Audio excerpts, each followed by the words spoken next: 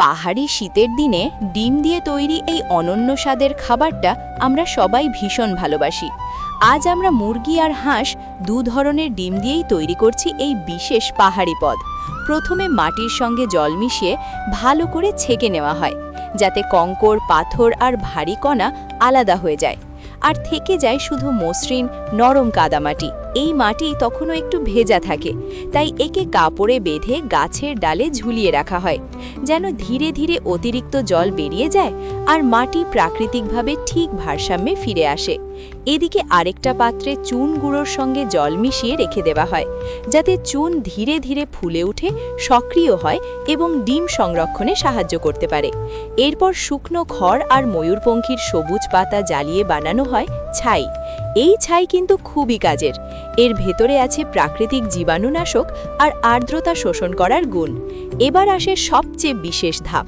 গরম জলে কিছু দরকারি মশলা ভালো করে ফুটিয়ে নেওয়া হয়।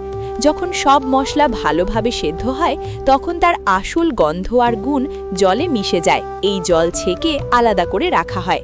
এখন ছাই, চুন, মশলার জল আর গাছ থেকে নামানো শুকনো মাটি সব একসঙ্গে মিশিয়ে তৈরি হয় একটি বিশেষ মিশ্রণ। পাশাপাশি আরেকটি পাত্রে শুধু চুন, মাটি আর মশলার রস দিয়ে বানানো হয় আরেকটা মিশ্রণ। এটাতে কিন্তু ছাই দেওয়া হয় না। এবার মুরগির টাটকা ডিমগুলো একটার পর একটা প্রথম মিশ্রণে ডুবিয়ে নেওয়া হয়। তারপর ওপরে কালো ছাই মুড়ে দেওয়া হয়, যাতে বাতাস ঢুকতে না পারে, আর ধীরে ধীরে নিয়ন্ত্রিত ফার্মেন্টেশন শুরু হয়। অন্যদিকে হাঁসের ছোট ডিমগুলো ডোবানো হয় দ্বিতীয় মিশ্রণে। এখানে ছাইয়ের বদলে ব্যবহার করা হয় কাঠের গুঁড়ো, যাতে আর্দ্রতা ঠিক থাকে আর স্বাদ আরও গভীর হয়। এরপর ডিমগুলো খুব যত্ন করে দুটি আলাদা মাটির হাঁড়িতে রাখা হয়। এক হাঁড়িতে মুরগির ডিম, আরেক হাঁড়িতে হাঁসের ডিম।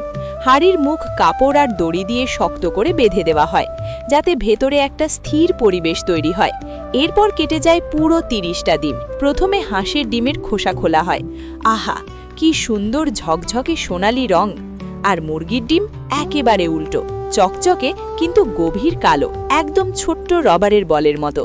ডিমগুলো মাঝখান থেকে কাটতেই ওহ, একদম যেমনটা আমরা চেয়েছিলাম তেমনই হয়েছে। এটা আমাদের পাহাড়ি মানুষের খুবই পছন্দের একটি খাবার। আপনি কি এই খাবারটা খেতে চাইবেন? কমেন্টে জানাতে ভুলবেন না।